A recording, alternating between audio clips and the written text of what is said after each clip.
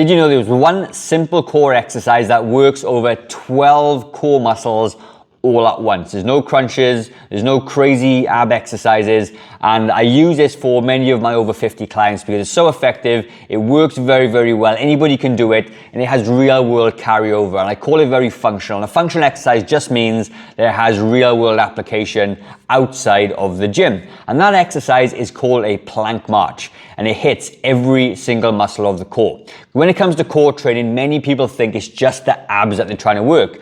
But the core itself actually starts about from the top, just under your chest, all the way down to your knees, and it hits your glutes and your hamstrings and your lower back muscles as well. That is your entire core, right? And this exercise does all that. I'm going to share with you some simple modifications. You don't need any equipment, just need a surface or a floor. I'm going to show you exactly how to do it. How many sets, how many reps, how many times per week that you need. With the modifications, it means that anybody can do it. It has a very low barrier to entry. If you haven't met yet, I'm Gavin. I co-own New Zealand's only fitness studio for people over the age of 40, and fitness coaching is all I do all day long. So without further ado, let's go over into the gym and I'll show you how to do this exercise. So the plank march is one of my staples when it comes to core strengthening, because I'm not really a big fan of just doing crunches.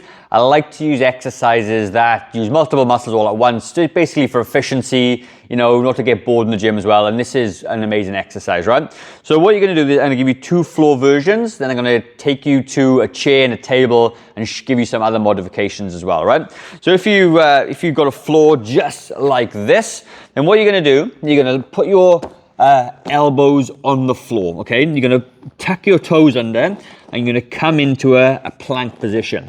And what I want you to do, I want you to stick your bum up in the air just a little bit, right? And the other thing I want you to do is pull everything together.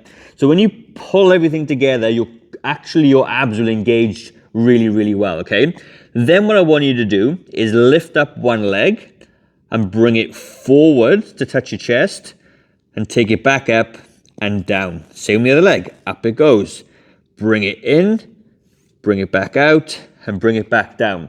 And what this is doing is working the core, the abs essentially, the hip flexors when you bring it in and a bit more core. It's hitting your glutes as you take it back up, and it's also hitting your lower back at the same time as well. I don't want you to sag down though, because if you sag it down, you will hurt your lower back or can aggravate it. So your bum nice and high, keep the back nice and flat. And when you do this exercise, it's hitting everything all at once. So a simple modification could be, if you can't do the full version this way, you can just lift one leg up, drop it down, lift the other leg up and drop it down. The mere fact that you lift one leg up off the floor makes your core unstable, and there's only 3 points of contact on the floor and makes your core work very, very hard, okay, which is a really, really good thing. It helps with things like anti-rotation exercise. So in a real world application, you pick up a bag of grocery shopping, let's say, and your core's working hard because there's that anti-rotation, that instability kind of scenario in there as well. And that's a great exercise for that.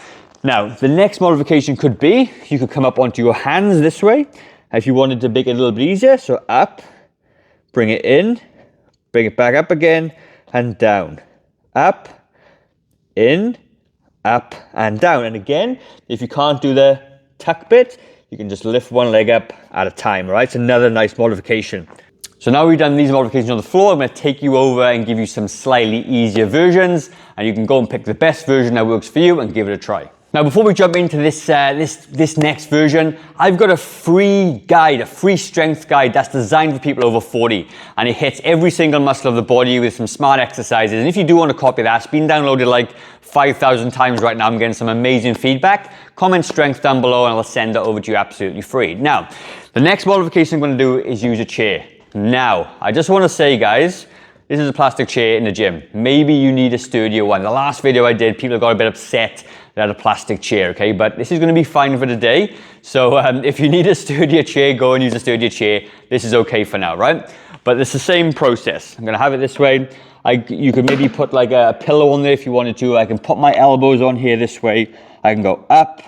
I can bring it in, bring it up again and down.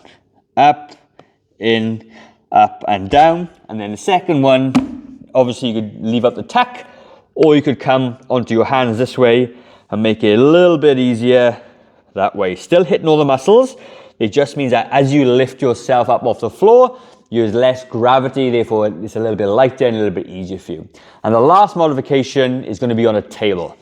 So you get the idea, the same process. Again, this isn't a sturdy table either, by the way, so just be careful with it, this one, all right? But use a sturdier version. It could be up, in, up, and back, okay? And I can still feel the glutes and the core working as well.